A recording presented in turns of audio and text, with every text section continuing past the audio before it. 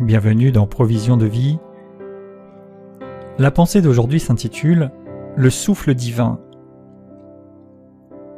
Dans 2 Timothée 3 au verset 16, il est écrit « Toute écriture est inspirée de Dieu et utile pour enseigner, pour convaincre, pour corriger, pour instruire dans la justice, afin que l'homme de Dieu soit accompli et propre à toute bonne œuvre. »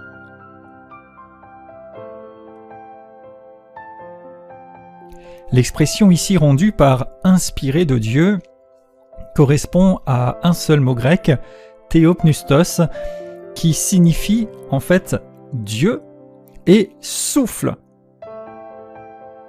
Donc ici, il nous est dit que l'écriture est le souffle de Dieu. Cette écriture, cette parole de Dieu, communique, transmet le souffle du Seigneur lui-même. Lorsque Dieu a créé le premier homme Adam, il est dit qu'après l'avoir formé, il souffla en lui et il devint vivant.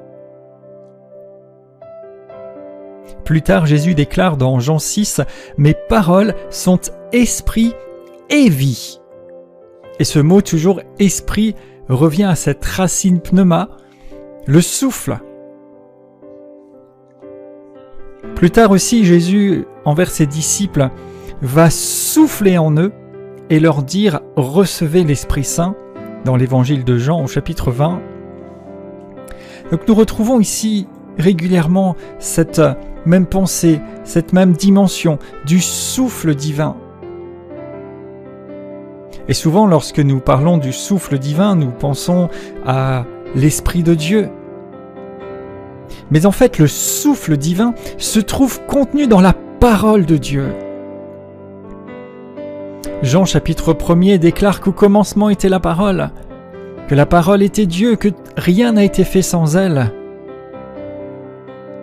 Alors si vous voulez le souffle divin, si vous voulez pouvoir respirer, être alimenté, être oxygéné de ce souffle divin, eh bien, exposez-vous à la parole de Dieu, nourrissez-vous de la parole de Dieu, nourrissez-vous, soyez renouvelés, régénérés par le souffle divin.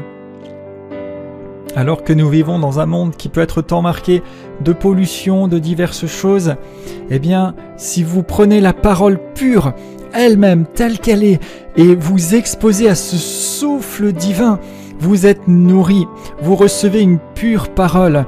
Et alors ce souffle vous communique la capacité, ce souffle vous communique l'énergie. Alors je déclare dans le nom de Jésus, alors que vous prenez plaisir à passer du temps dans la parole de Dieu, que vous recevez le souffle divin qu'elle contient, il souffle en vous et vous prenez vie et vous êtes régénérés et vous vous développez